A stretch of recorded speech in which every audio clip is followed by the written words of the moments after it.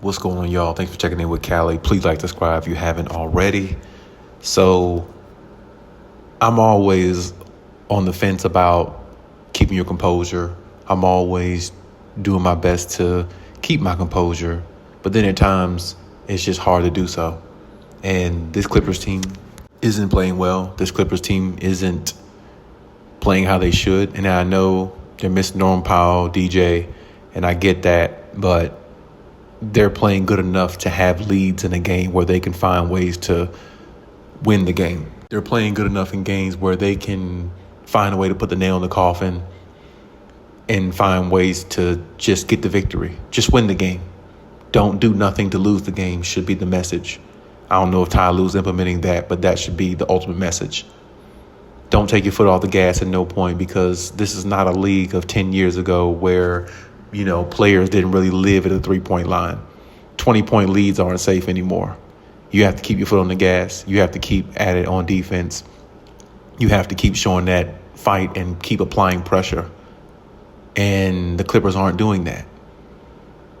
And like I said, I know they're missing a couple players, but when you have a 23-point lead against the Phoenix Suns, who obviously have not been playing well themselves, and obviously your position in regards to the standings of where you need to win these games so you won't fall into the play-in tournament or be going to Cancun at the end of the season because you didn't make the play-in tournament or the playoffs. You know the position of the seeding, and you know how much these games really affect. Zubac played good, Kawhi played good, James Harden, but it has to be a collective effort, especially when you're missing key guys. And I don't know what Ty Lue is implementing to this team. I really don't. As I said in my previous video yesterday or the other day, it just doesn't seem like it's the right message. You can't blow a 23-point lead against the Phoenix Suns, who've been pretty much horrible this season. They have not been good at all.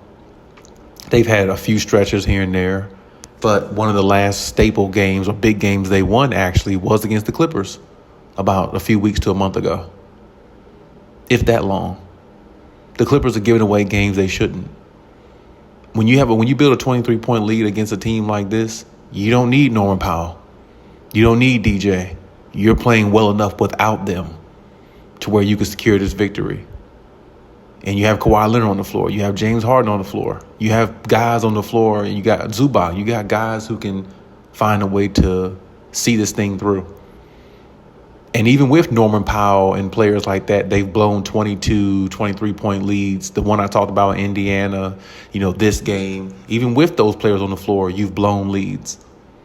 And you've allowed teams to come back against the Bucks. You had, I don't know. They just don't seem to click and gel when they need to. And this looks like the same old Clippers team from the past. If you're a Clippers fan, it is time to panic. It's okay if you are panicking. Because at this point, I don't know what else the Clippers can do. I mean, you could say getting Norman Powell back and a couple others, he's going to make a difference. But as I said, they've blown leads with them on the floor. It's like the Clippers, you hear the saying all the time, Clippers going to clip at some point. After a while, when you keep looking at games like these and situations like the playoffs where it just doesn't happen, it's like after a while as a Clippers fan, you may not lose hope, but you lose insight of what the end goal is of winning a championship, because it just doesn't look like they're even close to that.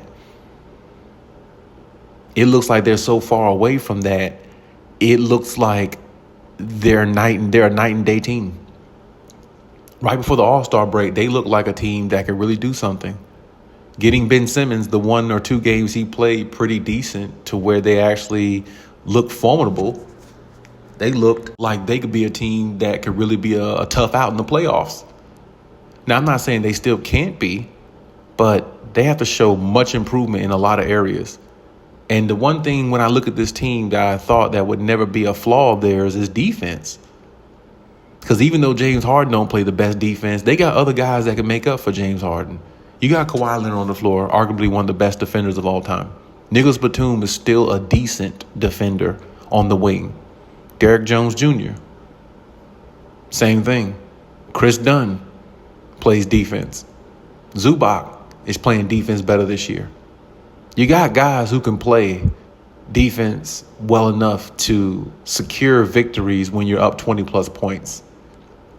You got star players on your team good enough to secure victories when you're up 20-plus points because they've been in the league long enough to know the ins and outs and certain things you need to do to find ways to get victories, even though the other team might be trying to sway the momentum back in their favor. You got guys that's been here, and you got a coach that was a player and a coach and won championships as both. So his adjustments should be way more better and way more fitting to what the Clippers players do well in order for them to put them in position to play at the highest level and execute plays at the highest level when a game comes down to the waning moments of it, where it gets close and where the other team goes on a run. You have that. But you still lose games like these. You still lost to the Lakers twice in a weekend. You lost 6 out of your last 7 games. The Clippers are not going nowhere if they don't find ways to fix this. And this time, you may say a lot, but this ain't all on Kawhi Leonard. You could look at it that way. Some fans may look at it that way. I respect your opinion, as always. But this ain't all on Kawhi Leonard. These guys got to want to go out there and make this work as well. He can't be the only one and a few others on the team that want to make this work. They get up by a certain amount of points. They take their foot off the gas. You got Bogdanovich. He's another 3-and-D type guy. So you got another guy that can play a little defense, knock down threes as well. There's no reason why they should be losing to teams like the Phoenix Suns. No reason. I just don't get it. But hopefully, with Norm Powell and others coming back, hopefully they figure out their strategy a little bit better. Hopefully Ty Lue gets better at coaching. And hopefully they can kind of sort of keep pace and maybe stay in the play-in tournament, maybe make a run to get back into the standings of the playoffs in that 6th seed. But it's looking far and far away at this point. Leave any comments as always, and we'll talk.